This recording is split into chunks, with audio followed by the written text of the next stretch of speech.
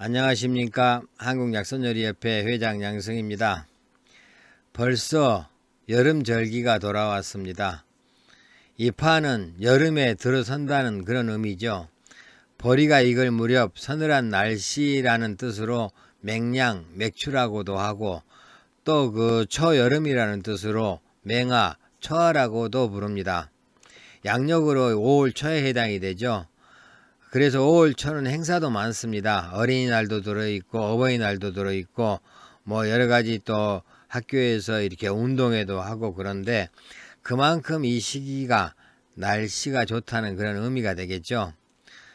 다만 이제 농촌에서는 날씨가 좋기 때문에 밭작물들 뭐 이렇게 전부 다 심어야 되고 또 이 벼 농사 짓기 위해서 모짜리 만들어야 되고 이 정신없이 바쁜 또 그런 시기이기도 하죠. 그러면은 이파에 대해서 알아보도록 하겠습니다. 이파는 이 고구하고 소만 사이에 들어있는 그런 절기죠. 이 시기가 되면 이제 밭에서는 보리가 펴고 산과 들에는 찔레꽃이나 아카시아꽃, 이팝나무꽃들이 이제 활짝 피는 시기입니다. 또 농작물이 잘 자라기 때문에 이제 밭에 심을 그 농작물을 이제 심기도 하고 또 이제 그 모내기 준비에 정신이 없는 그런 시기이기도 하죠. 예전에는 또 그 이파가 되면은 중농제를 지냈다고 합니다.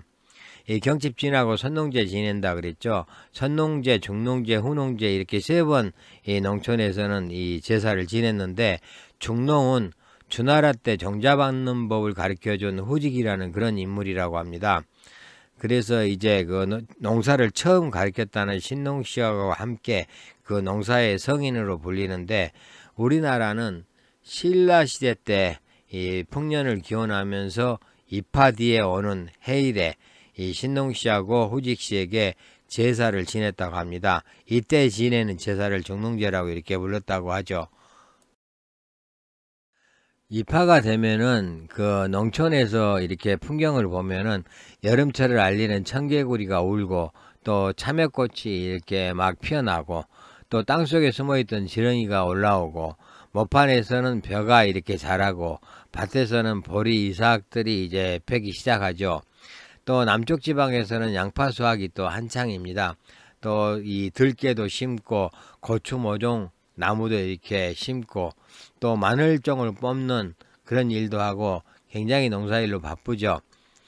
이파가 되면은 냉해 피해는 이제 없지만 날씨가 많이 따뜻해졌기 때문에 여러가지 병충해로부터 또 농작물을 보호해야 되고 또 잡초가 굉장히 잘 자라죠.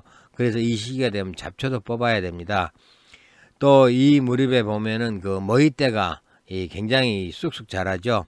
이 나대지나 들에 쑥과 망초 때도 무성한 그런 시기입니다. 이파와 관련된 속담에 이파바람에 씨나락 몰린다 라는 속담이 있는데 이 속담은 이파에 바람이 불게 되면은 모짜리에 뿌려놓은 벽시가 한쪽으로 이렇게 몰리게 돼서 좋지 않는데 이 바람의 피해를 입기 전에 모짜리에 물을 빼라는 그런 의미라고 합니다. 또 이파물에 썰을 싣고 나온다 라는 속담도 있는데 이 속담은 이파 무렵에 모내기를 시작하기 때문에 농가에서는 썰애를 가지고 논으로 나온다 라는 그런 의미라고 합니다. 그리고 또 그 이파절기를 3으로 나눠서 초후에는 청개구리가 울고 중후에는 지렁이가 땅에서 나오며 마루에는 참외가 나온다 라는 기록도 있습니다. 또 이 시기에 그 뭐 점을 치는 그런 방법도 있는데 이 쌀밥과 거의 모양이 비슷한 그 이팝나무가 활짝 펴면은 농사가 풍년이 들고 만약에 그렇지 않으면 흉년이 든다고 여겼다고 합니다. 그리고 또 그 제비가 집을 거칠게 지으면은 풍년이 든다는 그런 말도 있는데 이것은 이제 제비가 물어오는 그 토양에 수분이 많으면 이게 흙이 거칠어질 수밖에 없겠죠. 이 거친 흙으로 집을 지었을 때는 그해 물이 충분하다는 그런 뜻이기 때문에 봄철에 물이 충분하면은 그해 농사는 잘 된다라는 의미로 이 해석을 할 수 있습니다. 중국의 이파 풍속을 보겠습니다. 이파가 되면은 이 어린이들 더위를 타지 말라고 계란을 천 주머니에 싸가지고 목에다 걸어준다고 합니다. 이렇게 목에다 계란을 걸어주면은 어린이들은 자기들끼리 이렇게 모여서 계란 싸움을 하면서 노는데, 계란 그 뾰족한 부분은 뾰족한 부분 쪽으로, 또 동그란 쪽은 동그란 쪽으로 해서 서로 부딪혀서 깨지는 쪽이 진다고 합니다. 그리고 또 그 남쪽 지방에서는 칭인이라는 놀이가 있는데, 입하가 되면은 입하 음식을 먹고 나서 어른들이 큰 저울을 이렇게 양쪽에서 걸어서 잡고 이 바구니에다가 어린이를 이렇게 담아 가지고 체중을 재는데, 체중을 재면은 여름 더위에도 체중이 줄어들지 않는다는 그런 그 믿음으로 이런 놀이를 한다고 합니다.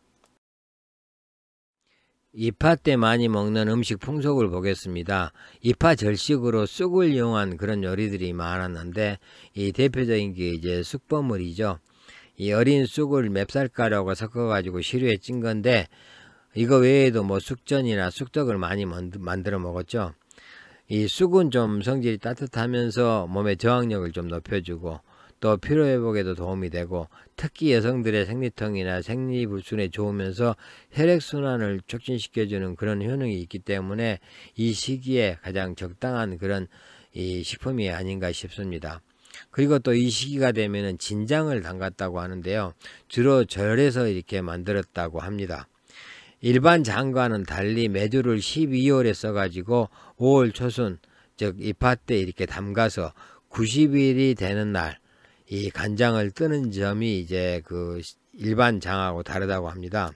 이 진장 맛은 절 메주에 따라서 이제 좀 다르기도 했는데, 이 나라에서는 또 고종 때까지는 이 창의문 밖에 절 메주 전문가에게 이렇게 추수절에 이 콩을 주어서 이 메주를 쓰게 하는데, 콩 한 섬을 주고 5말만 받고 나머지는 보수로 줬다고 합니다.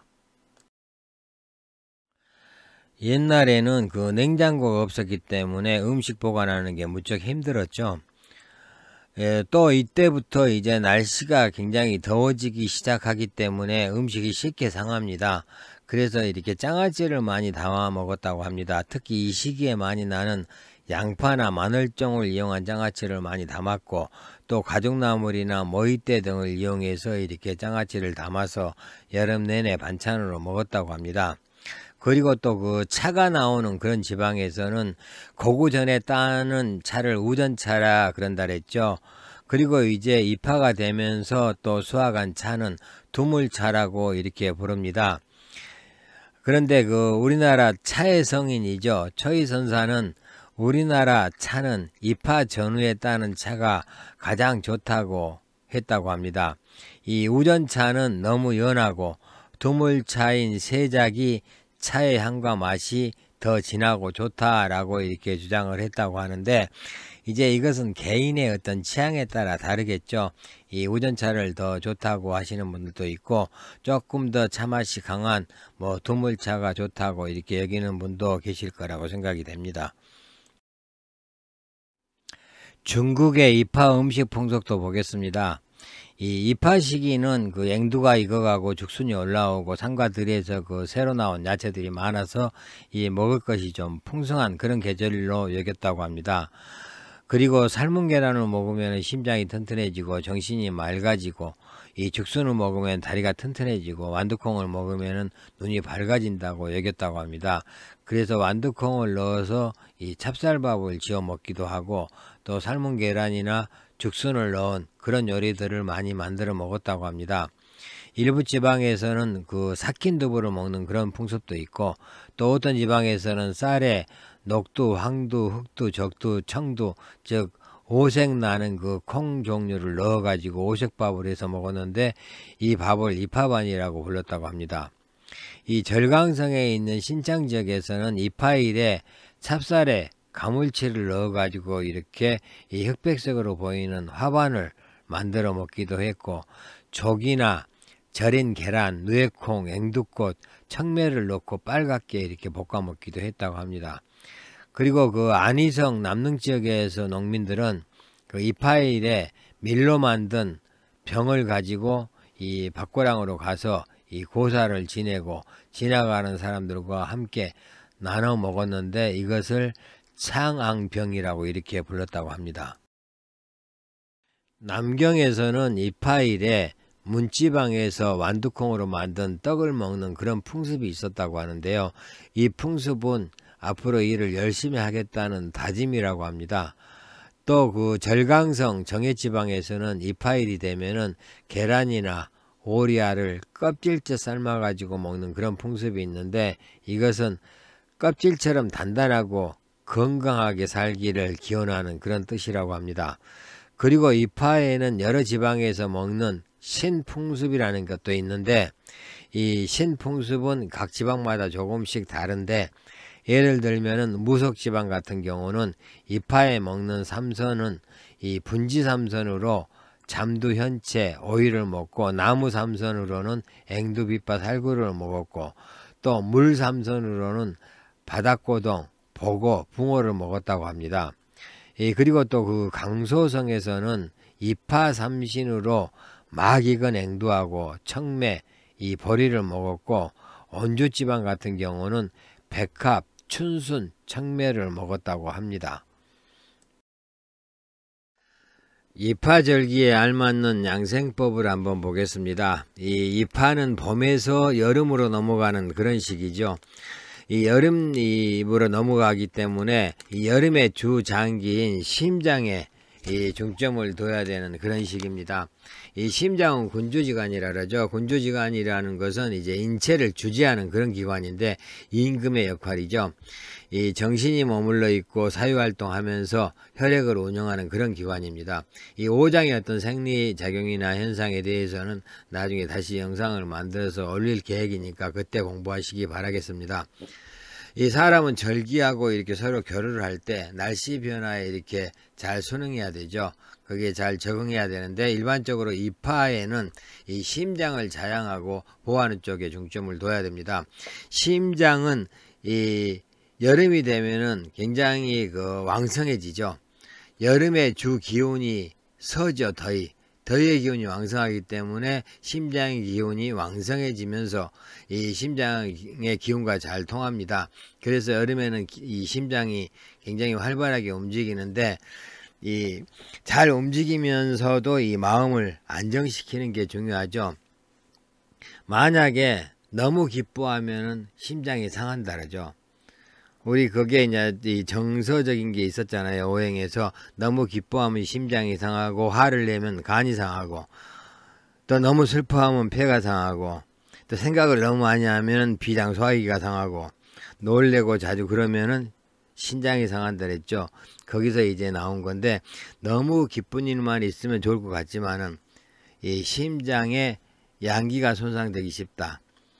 그리고 또 화를 내면은 간 기운이 뭉쳐서 간의 소설 기능에 영향을 미치는데, 물론 간이 나빠지지만은 간이 나빠짐으로 해서 이 목생화, 즉 심장을 도와주지 못하다 보니까 심장까지 결국은 영향을 미치죠.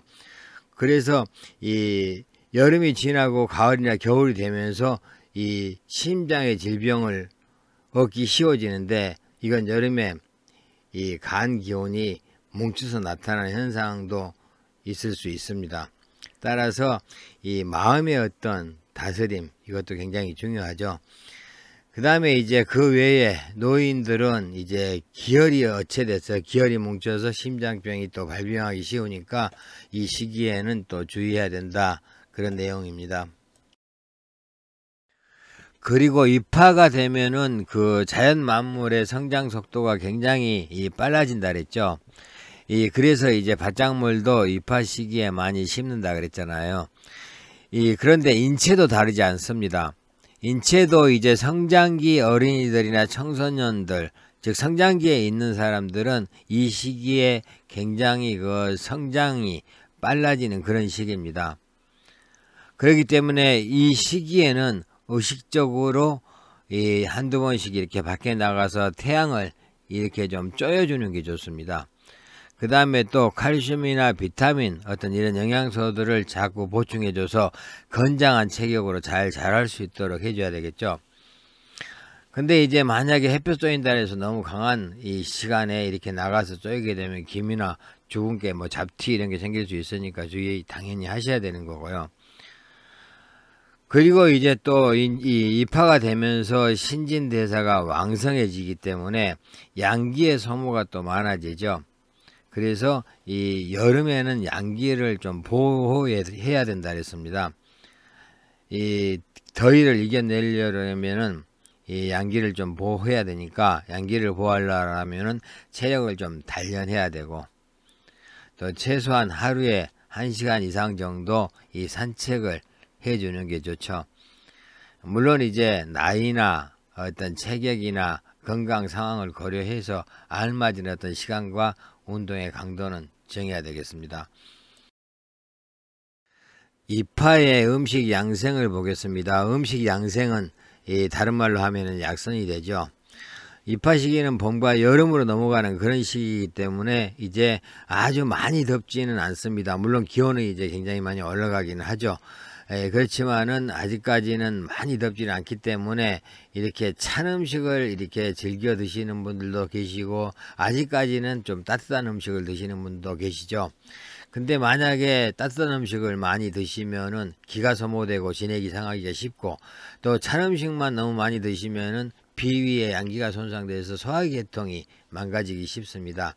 따라서 여러분들이 이 시기에는 이 체질에 맞는 어떤 그런 음식을 선택하는 게 좋습니다. 만약에 내가 열성 체질이라 그러면은 찬 음식도 괜찮고, 만약에 내가 한성 체질, 몸이 좀 추위를 많이 타고 소화계통이 약하다 그러면은 꼭 따뜻한 음식을 의식적으로 이렇게 드시는 게 좋습니다. 또 이 시기에는 이제 기온이 올라가기 때문에 이 식품 위생에도 좀 주의를 하셔야 되고요. 그 다음에 이 시기에 알맞은 약선은 앞에서 말씀드렸다시피 체질이나 환경에 맞게끔 여러분들이 전체적으로 약선 공부를 하셔서 이 선택을 하셔야 되고, 여기 나와 있는 것은 이제 참고로 하나 정도 이렇게 내놓은 거니까 한번 읽어보시기 바라겠습니다. 그 다음에 이 시기에 많이 나오는 계절 음식을 응용하는 게 가장 건강에 좋고 좋은 약선이 되죠. 잘 활용하시기 바라겠습니다. 입하에 대해서 말씀을 드렸습니다. 입하는 이제 여름절기라 그랬죠. 여름에 막 들어서서 아직까지는 뭐 많이 덥지는 않습니다만은, 그래도 이제 여름의 시작인 만큼 여러분들 여름 더위를 이기기 위해서 미리미리 지금 체력 보강을 해 두시는 게 좋습니다. 체력 보강 하시고 건강한 여름 보내시기 바라겠습니다. 감사합니다.